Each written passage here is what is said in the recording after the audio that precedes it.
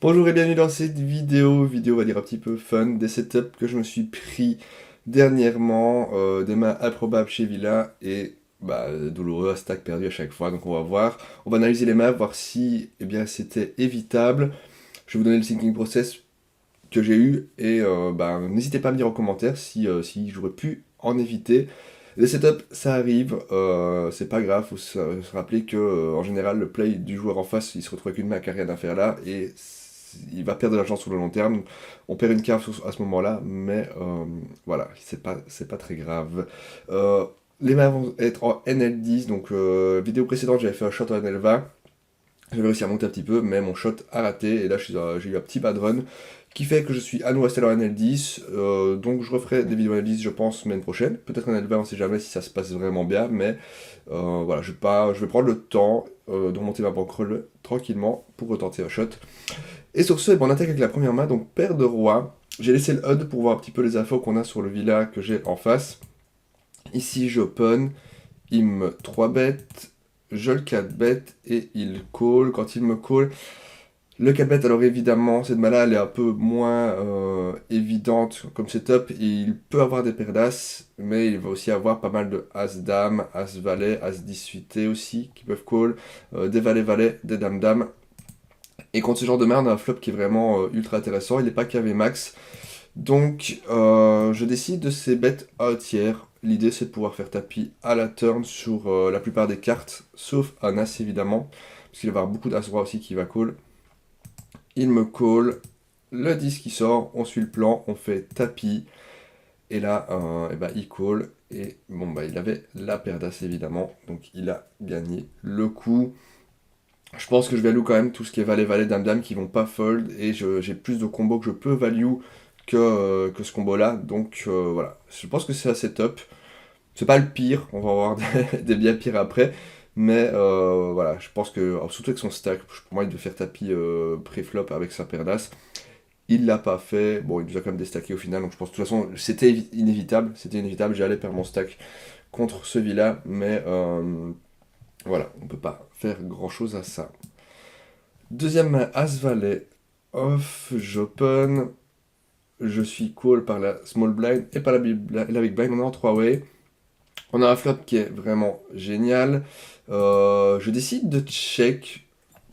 Je suis pas sûr d'avoir 3 barrels de value puisque je bloque vraiment énormément le board ici et je pense que je vais juste faire fold un maximum. J'ai plutôt envie qu'il touche une carte. Après, il y a quand même valet 10.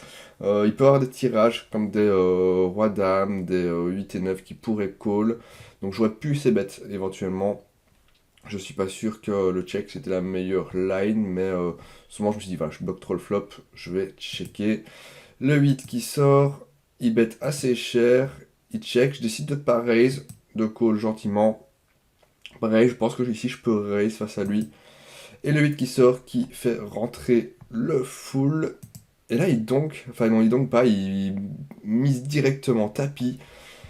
Quand il fait ça, il va flat pas mal de pocket pair. Alors il peut avoir 10-10, il peut avoir des 8, 9 et 8, 8 et 7 aussi.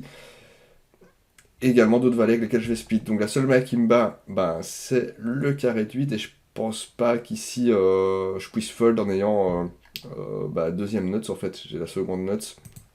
J'ai call et pas de chance pour moi. Il avait la paire de 8. Donc je pense que celui-là était inévitable. Je pense qu'on peut jamais fold. Je suis assez persuadé qu'il pouvait faire ça avec un 8 s'il a fold avec le 8. Surtout que je représente pas le valet en fait, vu que j'ai checké au flop. Je pense vraiment qu'il peut s'emballer avec son 8 et c'est l'idée aussi d'avoir checké le flop parce que je bloquais le board, c'est que mon mémoire soit allé, du coup ça peut amener des spots intéressants. Bon là du coup c'était pas le cas, je me suis fait gentiment déstacker. Alors, suivante, paire de 10. Villa qui limp, je décide d'ISO, la big blind 3 bêtes, il call et je défends gentiment. Ma paire de 10 forcément, on va pas 4 bêtes et en même temps je vais pas fold non plus. Là on a un board ultra intéressant, il mise casse big blind, il me fait son c-bet d'entière, alors il peut avoir évidemment as roi roi, mais il a aussi beaucoup de combos d'as 3 devant lesquels je suis, et puis il peut avoir des combos suités à trèfle. Le joueur suivant call également, Et là, je décide de faire tapis immédiatement. Je vois pas l'intérêt de payer. Alors, si je paye, je garde Wapiti dans le coup. Ok, il peut très bien mettre un deuxième barrel. Par contre, bah, je suis content de faire payer cher les tirages si, s'ils ont des trèfles. Et j'ai pas envie de leur faire toucher une carte gratuite. Donc je fais immédiatement tapis. Je suis call par le joueur en big blind, dont je ne dirai pas le pseudonyme. Il fold, et du coup, on se retrouve avec en face la paire d'as, malheureusement. Qui met 3 bêtes, évidemment, c'est une main qu'il avait dans sa range. Il a plus de combos d'as-roi, il a évidemment des combos à trèfle également, surtout que, bah, enfin, moi j'ai pas de trèfle, après le 10 de trèfle est là-bas, donc finalement ça change pas grand-chose, mais voilà, je pense que c'était inévitable, je pense que le tapis était la meilleure chose à faire ici, parce qu'il y a beaucoup plus de combos que je value qui peuvent call. S'il call as-roi, on est très content, on est devant avec notre brelan. S'il call as-dame, s'il call as-valet, on est très content aussi. Surtout qu'on bloque les... Enfin, on bloque le 10, c'est déjà lâché des bêtises, mais on n'a pas le combo vraiment qui va 3 bêtes et qui peuvent call sur le raise, donc là, pas de chance, on s'est isolé call des as. Ici, après, c'est moi setup, puisque c'est lui qui a 3 bêtes et as c'était dans sa range. Donc, j'allais dire, je me cote contre as, mais bon, faut pas déconner non plus avec une main comme ça. Il a beaucoup plus de combos euh, qui vont payer et contre lesquels qu'on va dominer, contre lesquels on serait gagnant. Donc, pour moi, il fallait absolument faire tapis ici. Et là, le setup, le pire des setups. On va avoir la villa ici qui va me 3 bêtes. C'est un villa qui était assez, j'allais dire, agressif pré-flop, mais il a encore jamais 3 bêtes. Par contre, bah, avec As-Dame, évidemment, on va jamais se coucher. Alors, avant de voir la suite, qu'est-ce qu'on lui met comme range quand il 3 bêtes? Sachant, bon, 29 mains, l'échantillon n'est pas énorme, mais il a jamais 3 bêtes avant. Et évidemment, on lui met As-As, Roi-Roi, As-Dame, As-Roi, Valet-Valet, c'est tout ce genre de combo. Donc sur ce flop, a priori, il n'a pas touché grand-chose. Il fait ses bêtes de demi.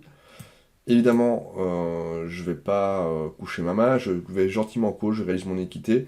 J'ai 2 over, j'ai le tirage à pique, évidemment. Une brique à la river, il check, je check back. Pareil, je veux juste essayer d'aller toucher mon pic. Et le 7 de pique qui sort, et là il fait un tiers pot. Il reste 79 bébés, 15 bébés plus 46, je pense que vraiment je peux faire tapis. Je peux raise à tapis vu la taille du pot et son stack, c'est d'ailleurs ce que je vais faire. Et là, bah, comme c'est le principe de la vidéo, on sait qu'il va me call, et là je vous laisse deviner sa main. Je lui mets pas plus bas que donc, quand je défie sa main, je lui mets paire de 8 éventuellement. Je lui mets pas trop de paire de 7. Et il m'avait 3 bêtes avec 4 et 7 suités. Voilà, il avait un full et il m'a pris mon stack avec ce full. C'était vraiment le pire de setup de la semaine. Est-ce que c'était évitable? Je vous laisse me le dire en commentaire. Merci en tout cas d'avoir regardé cette vidéo jusqu'au bout. À bientôt pour de prochaines vidéos. Ciao ciao tout le monde.